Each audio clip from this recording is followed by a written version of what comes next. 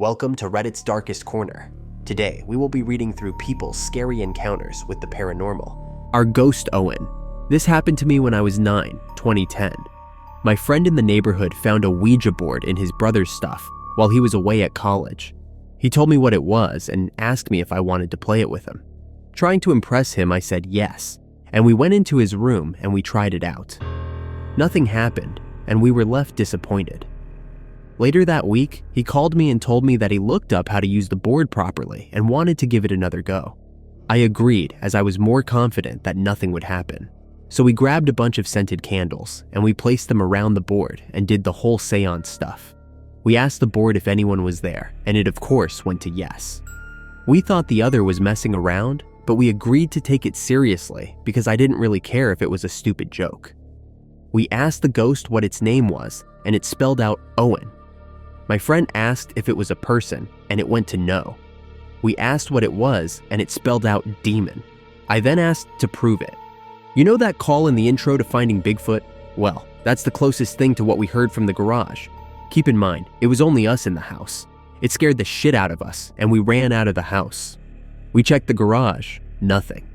Anyway, a few weeks go by, and he tells me how he is having paranormal experiences. He feels like he is being watched whenever he is downstairs in the kitchen and living room. He feels someone sitting on the end of his bed every night. Every time he walks past the garage, he feels someone grab his wrist and pull it towards the garage. Whenever I went over, I always got the feeling that someone was looking at me from the ceiling. It was defiantly unnatural. Then came the scariest part of all. We were at his house playing Army in his room, while no one else was home, when we began to hear heavy footsteps downstairs, except whatever was making it had hooves. Sounded a full-grown horse was walking around downstairs. Then we heard someone begin to laugh and cough at the same time. My friend ran over and slammed the door shut, and we hid. He hid under his bed while I hid in his closet. Then it sounded like someone began scratching his door with one big claw, like the ones raptors had on their big toe. He started crying, and I was on the verge of tears. My friend yelled, "Leave us alone, Owen, you're scaring us." It began to stop, and then we heard it run down the stairs. My friend got up and threw me out of the closet and grabbed the Ouija board that was in there with me. He ran down the stairs, ripped the screen door off of his gas fireplace, threw the thing in there, put the screen back on, and went to turn it on. When he was about to turn it on, we heard a loud moan from the basement, which was right behind my friend. He flicked the fireplace on, and the board began to burn. That was the end of that, and we played outside since he was too scared to go back into the house until his parents got home. His parents came home and saw that he burned his brother's Ouija board. They grounded him and threw the burnt board away. That was the end of the paranormal experiences in my friend's house, and that's why I will never take part in one of those games again. The two ladies. This happened a long time ago. Those days it was quite common to have class chalets, and it was at one of the Changi chalets. I forgot the name of that chalet. We were there to gather and celebrate someone's birthday. When it was time to go, we left at around 2:30 a.m. We couldn't get any cab to come in near the chalet, so we had to walk along this stretch of quiet and wide road to get to the main road. It was eerily quiet, but it didn't felt so bad since there were altogether 6 of us. While walking out of nowhere from the forested area beside the road, we suddenly saw 2 ladies riding on a bicycle. This guy friend of mine who was a bit drunk then waved and whistled at them and said, "H-E-O boo, so late already, where y'all going?" The other guys were too tired, so they did not care much to look or engage. However, my 2 girlfriends and I turned and saw that the 2 ladies were faceless, gray and blank, but somehow smiling. Both had long black hair and were in white shirt which looked quite torn and old. They also did not have any feet. We knew in that instant they were not humans. So we shushed our friend and advised him not to talk so loudly and to stop talking to them. But he was drunk, so he was like laughing and saying whatever. I turned back one last time out of curiosity and saw that they were gone. The next day, this guy friend fell sick and had gotten a very high fever. When he was sober, he mentioned that he felt being followed while on his way home. Even on the lift, he felt being watched even though he was alone. He also had difficulties opening the door when he got home, even though he had the keys. Eventually, his dad had to wake up to open the door for him. Till this day, I can still remember the blank but smiling faces. Time to time, I still wonder what they were, but their outfits and bicycle definitely looked like they came from wartime. Moral of the story: do not try to speak or engage with anyone at night when you're outside, especially when it's so late, like 2 a.m., and you're in some ulu place like Changi. The mirror that gave nightmares. I stayed at my grandmother's house that my father spent a large amount of time in as a kid.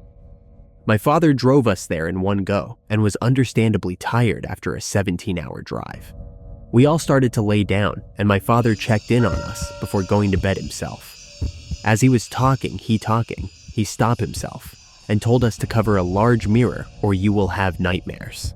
Now, nightmares from a mirror of all things sounded like a little fun to me, but my brothers, who were also sleeping in the same room, asked me to cover it. I did.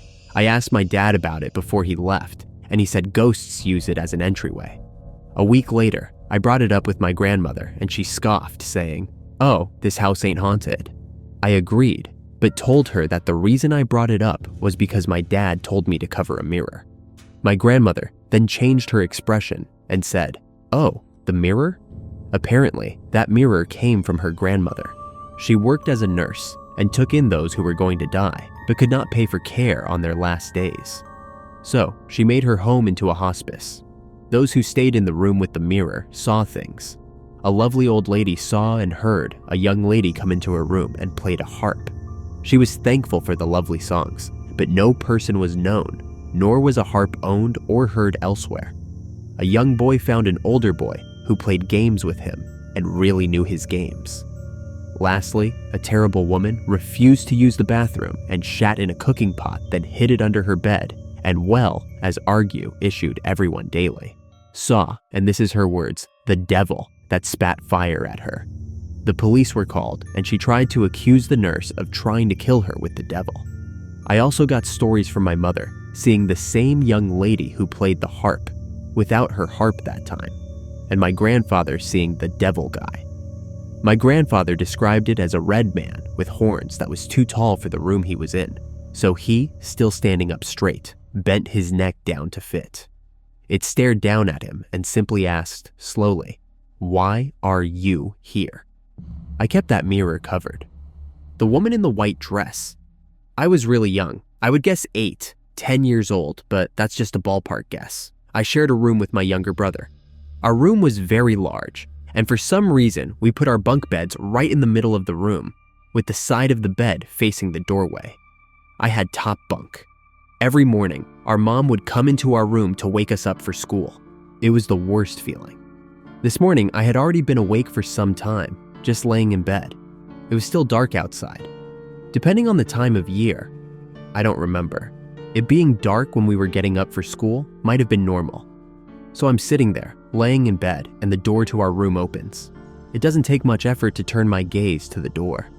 I see a woman in some kind of white gown, who I can only assume is my mother, even though I never recall her ever wearing an outfit like that, standing in the doorway.